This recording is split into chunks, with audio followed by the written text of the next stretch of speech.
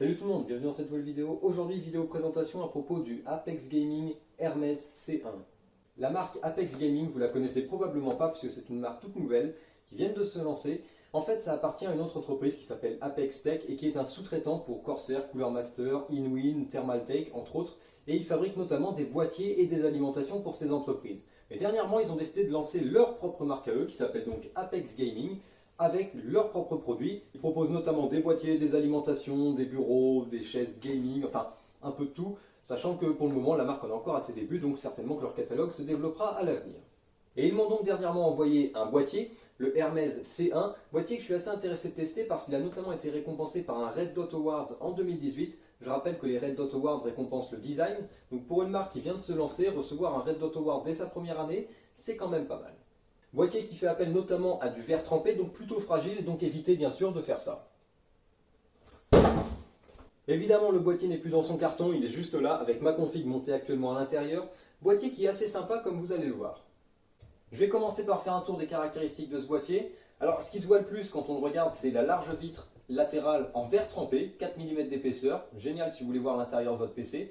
À l'intérieur, justement, on retrouve une compatibilité avec les cartes mères au format micro ATX, ATX et EATX, ce qui est assez rare pour un boîtier de sa catégorie. Il y a suffisamment d'espace pour mettre une carte graphique très longue, n'importe quelle carte graphique sur le marché rentrera là-dedans. Pareil pour les ventirades, il y a une bonne hauteur disponible.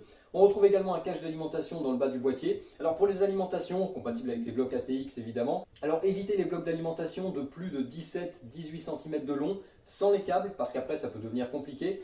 Parce qu'au bout on trouve la cage HDD avec deux emplacements pour disque dur 3,5 pouces, caché donc derrière le cache d'alimentation. C'est sur des racks anti-vibration à montage rapide, très facile. On retrouve également trois emplacements pour disque dur ou SSD au format 2,5 pouces sur le côté arrière du fond de panier, donc de l'autre côté du boîtier, on ne les voit pas quand ils sont montés. Sur le panneau avant, on retrouve une connectique très classique avec deux ports USB 3.0, une prise jack pour casque, une prise jack pour micro, deux boutons power et reset ainsi que les LED qui vont bien. Et enfin la façade avant, ici j'ai la version C1. C1 ça veut dire une façade entièrement en acrylique. Alors c'est une façade qui est opaque, donc on peut voir à travers si vous avez des ventilateurs RGB. Par exemple vous pouvez mettre 3 ventilateurs RGB à l'avant, vous verrez les cercles lumineux à travers la façade. Sinon si vous n'avez pas d'éclairage, vous avez simplement une façade noire. C'est plutôt bien, ça rend assez bien, le style est plutôt sympa. Simplement, ce que je tiens à dire tout de suite, c'est que ça a tendance à attirer la poussière et les empreintes de doigts. C'est le défaut d'avoir un panneau en acrylique comme ça à l'avant. Sinon, il existe la version C2 qui reprend toute la partie haute de la façade, mais avec une partie basse légèrement différente, avec du mesh.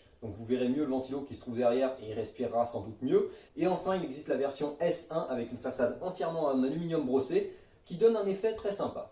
Mais il y a un point très important sur ce boîtier, c'est sa compatibilité avec les radiateurs de water cooling. En effet, on peut installer jusqu'à 360 mm de radiateur à l'avant, plus 360 mm de radiateur sur le dessus, et éventuellement 120 mm de radiateur également à l'arrière. Donc si vous voulez faire du water cooling, vous montez un water cooling custom ou même pour des water cooling all-in-one, ce boîtier est parfait, il y a des dégagements largement suffisants au-dessus et à l'avant pour installer ça sans aucun problème. Tant qu'on est sur la ventilation, le boîtier est également équipé de filtres à poussière, un sur le dessus et un au niveau de l'alimentation.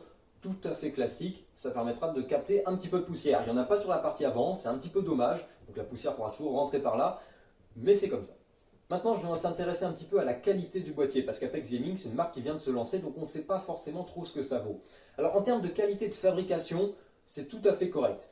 C'est quasiment du niveau d'un Corsair ou d'un Cooler Master. Le seul truc que je donnerais, c'est la tôle qui est un peu plus fine que ce qu'on peut trouver chez ces marques-là. Mais sinon, qualité d'assemblage, globalement qualité de finition, peinture, etc., on est vraiment d'un très bon niveau. Maintenant, au niveau de la conception, il y a quelques petits points qui pourraient mériter d'être corrigés. Le premier, c'est l'emplacement 120 mm à l'arrière. Il est sur le même plan que la plaque I/O pour la carte mère. Là, tout simplement, là vous avez vos connecteurs d'entrée-sortie à l'arrière de la carte mère, tous les ports USB et compagnie. Le problème, c'est comme on est sur le même plan, si vous avez comme moi une carte mère avec une armure, une protection sur l'arrière, sur les ports USB donc, et toute la connectique arrière, eh bien l'emplacement 120 mm est mis assez près du bord et ça peut gêner, comme par exemple dans mon cas, où j'ai été obligé de forcer un peu lorsque j'ai installé le ventilateur et d'appuyer un peu pour légèrement repousser un peu justement la protection de la carte mère pour que le ventilateur puisse passer. Ce serait bien que le ventilateur soit décalé un petit peu vers le côté, soit qu'il soit reculé ou avancé comme le font beaucoup de marques où on a un plan différent on va dire entre là où se trouve le ventilateur et là où se trouve la plaque I/O de la carte mère. Également, au niveau des supports pour les SSD et disques durs 2,5 pouces à l'arrière, ils sont pas mal, mais la manière dont on est obligé de monter son SSD ou son disque dur, c'est en mettant la partie, on va dire, autocollant, là où on a toute la présentation, côté plateau de la carte mère. Donc finalement, ce qu'on voit, c'est l'arrière, ce qui n'est pas forcément le plus joli à voir. Alors c'est sûr, ça se trouve derrière, de toute façon, on ne le voit pas quoi qu'il arrive. C'est un petit peu dommage, mais ça peut également poser problème si vous avez des alimentations avec des connecteurs, on va dire SATA coudés, ou ça peut être embêtant pour brancher. J'ai été par exemple dans mon cas obligé de repercer légèrement les trous de fixation pour pouvoir monter le SSD dans l'autre sens et pouvoir le brancher. C'est pas grand chose, mais ça mériterait, on va dire, d'être corrigé. Mais à part ça et le fait d'avoir une tôle un peu fine, j'ai pas grand chose à redire à propos de ce boîtier. Maintenant, le prix. Ce boîtier est vendu pour 60 € plus frais de port. Très franchement, pour un prix équivalent, si on regarde ce qu'on trouve dans le commerce chez nous, chez les marques classiques, eh ben c'est plutôt une bonne affaire. Verre trempé, design très sympa, récompensé par un Red Dot Award cette année, filtre à poussière, emplacement pour water cooling, compatibilité avec les cartes mères IATX, le tout pour 60 €. C'est pas si mal que ça. Un point un petit peu dommage, c'est que le boîtier est vendu avec un seul ventilateur de 120 mm qui est de base monté à l'arrière. Le ventilateur est pas si mauvais que ça, dans mon cas je l'ai remonté à l'avant du boîtier, il n'est pas si mauvais que ça, mais c'est vrai que ça aurait peut-être été sympa d'en fournir un deuxième à l'avant par exemple, surtout qu'il y a beaucoup d'emplacements pour ventilateur, donc le fait d'en avoir qu'un seul, c'est un petit peu dommage. Voilà pour le boîtier Apex Gaming Hermès C1, franchement je vous le recommande, globalement c'est du bon matos, à un prix très raisonnable, qui propose quelque chose d'assez original. En tout cas, c'est vrai que quand on le voit comme ça, on pourrait penser à un boîtier qui est plus cher que ce qui est réellement vendu. Très franchement, c'est un boîtier que je vous recommande. Je vous mets le lien dans la description vers le site Apex Gaming et vers ce boîtier. Ils ont d'autres modèles à proposer, n'hésitez pas à aller jeter un coup d'œil.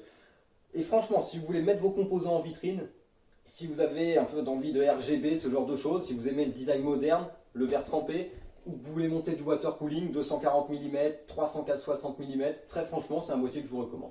Voilà, j'ai rien à ajouter. Si vous avez aimé cette vidéo, n'hésitez pas à la liker, n'hésitez pas à faire un tour par utip.io/goodwin pour soutenir gratuitement la chaîne. La plateforme Utip qui d'ailleurs se développe de plus en plus, donc n'hésitez pas à aller faire un tour également pour découvrir Utip parce que c'est une plateforme qui pourra peut-être prendre de l'ampleur à l'avenir. On verra bien comment ça va tourner. Si vous voulez me contacter, vous pouvez le faire à l'adresse goodwin8407@gmail.com ou via la page Facebook de la chaîne. Le lien se trouve également dans la description. Moi je pense que j'ai rien à ajouter, donc je vous dis salut à tous et à la prochaine.